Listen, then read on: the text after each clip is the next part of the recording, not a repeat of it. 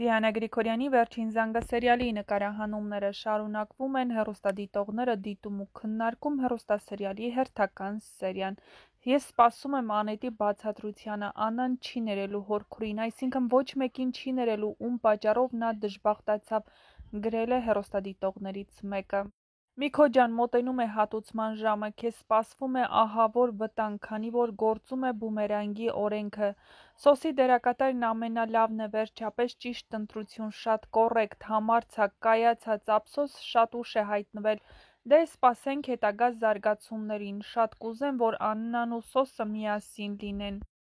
Տուն քանդողը Լիլիթն է, որ Միքայելին տեղեկացրեց Սոսի բանակից փախնելու մասին, գրել են հեռուստադիտողները։